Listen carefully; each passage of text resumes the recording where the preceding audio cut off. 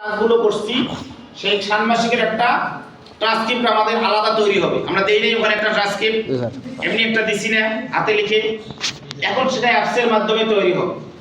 আমরা যেই ষান্মাসিক পরীক্ষা হবে আমরা তখন কি করব, এই অ্যাপসে ওই পিআই গুলো আমরা ইনপুট দেব, সাথে সাথে তারা মার্কশিট দিয়ে দেবে। আমরা মার্কশিটটা প্রিন্ট করে বাচ্চাদের দিয়ে দেব, এটা সংরক্ষণ করতে হবে আমাদের।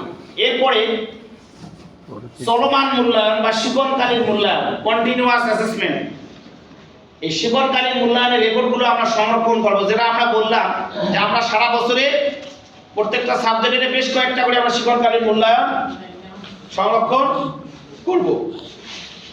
এরপরে দেখেন বাৎসরিক সামষ্টিক মূল্যায়নের তথ্য সংগ্রহ করব। বাৎসরিক সামষ্টিক মূল্যায়নের তথ্য সংগ্রহ করব। যখন বার্ষিক পরীক্ষার সময় হয়ে যাবে আমরা তথ্য সংগ্রহ করব।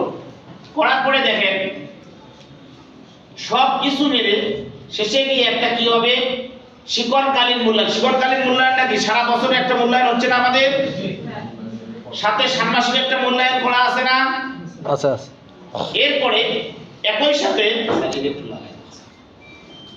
আবার দেখেন বার্ষিক মূল্যায়নের একটা চূড়ান্ত ট্রান্সক্রিপ্ট আছে, ষান্মাসিকের একটা, বার্ষিকের একটা, সাথে হচ্ছে শিক্ষণকালীন মূল্যায়ন, তিনটে। ঠিক আছে, তিনটে মিলেই হবে আমাদের চূড়ান্ত ট্রান্সক্রিপ্ট। বার্ষিকে আমরা যেটা দেব বার্ষিক পরীক্ষা শেষে সেটা হবে। এখন যেটা আমরা কাজ করতেছি সেটা ঠিক এভাবে আমরা কাজটা করতেছি। আগামীকাল আমাদের মার্কশিট তৈরির প্রক্রিয়া আছে, মূল্যায়ন সম্পর্কে অনেক আলোচনা আছে। এই জন্য অত্যন্ত সজাগ এবং মোবাইল নিয়ে আসবেন সবাই, অনেক কাজ মোবাইলের আছে আগামীকাল। এরপরে দেখেন এই জায়গাটুকু যে আমি বললাম, এখানে কারো কোনো প্রশ্ন আছে কিনা?